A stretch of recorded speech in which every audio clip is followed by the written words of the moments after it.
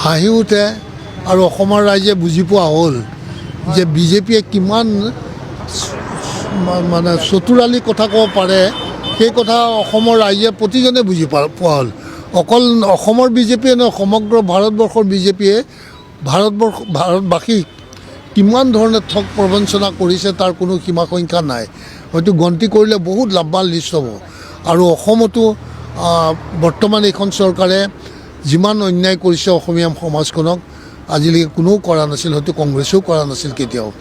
আজি চাওকচোন ৭৫ বছৰত ভৰি দিলে স্বাধীনতাৰ হেৰি।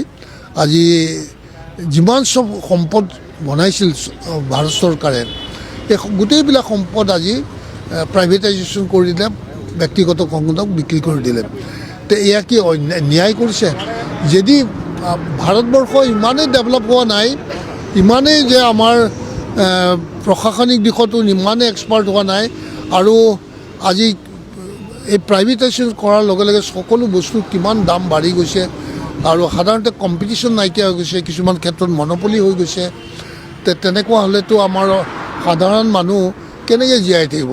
শিক্ষাৰ ক্ষেত্ৰতো স্কুল, গভৰ্ণমেণ্ট স্কুলে বন্ধ কৰি গৈ আছে। আমাৰ এই দুখীয়া মানুহ চবে ক'ত পঢ়িব?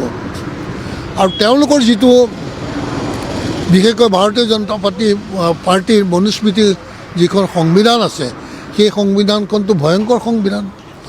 সেইখন সংবিধান দিয়ে বিশাল ভাৰতবৰ্ষখনক তেওঁলোকে কি দিশত লৈ যাম বুলি ভাবিছে? এই বিশাল ভাৰতবৰ্ষখনত OBC, ST, SC মানুহে ভৰপূৰ হৈ আছে, আৰু তেওঁলোকে ক্ষুদ্ৰ বুলি ভাবে, আৰু তেওঁলোককে শোষণ দমন কৰিব খোজে।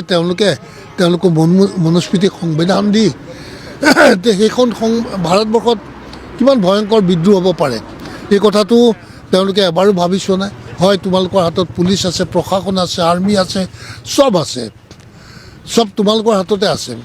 সেইবুলি জানো লাখ লাখ কোটি কোটি মানুহক তোমালোকে হত্যা কৰি শাসন কৰিব পাৰিম বুলি ভাবিছা? এইটোতো মানুহটো চবেই তেনেকৈ গ্ৰহণ নকৰিব না।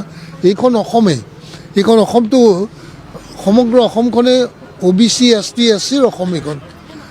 তেওঁলোকক যদি এই চিন্তাধাৰাৰে শাসন কৰিম বুলি ভাবিছে, আৰু মই আচৰিত পাইছোঁ যে OBC, ST, SC মানুহখিনিয়ে যাক আজি শাসনত বহুৱাইছে, তেওঁলোকে পৰিকল্পনা কৰিছে যে এইসকলক কেনেকৈ দমন শোষণ কৰি ৰাখি তেওঁলোকে ৰাজ কৰিব, আৰু সেইসকলৰ ভোটতে তেওঁলোক আজি 10টা বছৰ ইয়াত চৰকাৰ গঠন কৰিলে।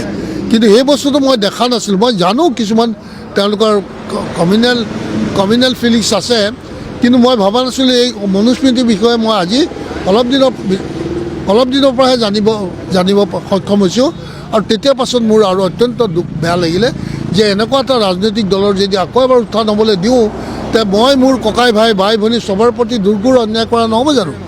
যে এই অসমখনত ইমান আহোম, মৰাণ, মটক, চুতীয়া, কোচ ৰাজবংশী, চাহ জনগোষ্ঠী, সুদ কমিউনিটি, এই সকলোবিলাকতো আৰু বহুত আছে। নেপালী মানুহৰ মাজত আছে, বঙালী মানুহৰ মাজত আছে, OBC, ST, SC।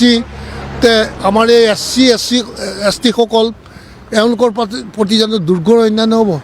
একমাত্ৰ কি দেখুৱাইছে? মিয়াৰ ভয় দেখুৱাইছে, ইছলামৰ ভয় দেখুৱাইছে, কিন্তু তেওঁলোকৰ মনুস্মৃতি সংবিধানত মিয়াৰ বিৰুদ্ধে এষাৰো কথা নাই। মিয়াৰ বিৰুদ্ধে এটা কথাও লিখা নাই। তেওঁলোকে এনেকুৱা হিন্দু সমাজ হ'ব পাৰে নেকি, ধৰ্ম হ'ব পাৰে নেকি, যে এক মুছলিমেও হিন্দু মুছলিমৰ মানুহে বিশাল এখন হিন্দু সমাজক দমন আৰু শোষণ কৰিবৰ কাৰণে এটা ধৰ্ম সৃষ্টি কৰিছে, আৰু এই ধৰ্মৰ দ্বাৰাই আৰু তেওঁলোকৰ ধৰ্মৰ মানুহৰ ওপৰতে অত্যাচাৰ উৎপীড়ন চলাই তেওঁলোকক দমন কৰি শাসন কৰাৰ পৰিকল্পনা কৰা পৃথিৱীত জানো ক'ৰবাত তেনেকুৱা উদাহৰণ আছে? একমাত্ৰ এইটো দেখা পাইছোঁ ভাৰতবৰ্ষত। আৰু তাৰ পাছতো যদি অসমৰ ৰাইজে চকু খোল নাখায়, তেতিয়াহ'লে তেওঁলোকে জানে যে সঁচাকৈ এওঁলোক স্লেভ হৈ থকাৰে যোগ্য জাতি জনগোষ্ঠী। সেইকাৰণে তেওঁলোকে চকুৰ আগতে তেওঁলোকৰ বিৰুদ্ধে কাম কৰিছে, আকৌ তেওঁলোকৰ পৰাই সমৰ্থন আদায় কৰি চকীত বহিবলৈ সক্ষম হৈছে। গতিকে যদি মই ভাবোঁ অসমৰ যিমান চব জাতি জনগোষ্ঠী আছে, তেওঁলোকৰ যদি স্বাভিমান আছে, আত্মসন্মান আছে, তেতিয়াহ'লে মই ভাবোঁ তেওঁলোকে সকলো বিজেপিৰ পৰা ওলাই আহি নিজৰ স্বাভিমান আত্মসন্মান বচাই নিজাববীয়াকৈ নিজৰ চিন্তাধাৰাৰে আগবাঢ়ি যোৱাটো উচিত। আৰু যদি নিজকে নিজে কাৰোবাৰ ভৰিৰ তলত সমৰ্পিত কৰি ভৰিৰ চৰণত যদি তেওঁলোকে দীক্ষা ল'ম বুলি ভাবিছে তেতিয়াহ'লে মোৰ ক'বলগীয়া একো নাই। ধন্যবাদ।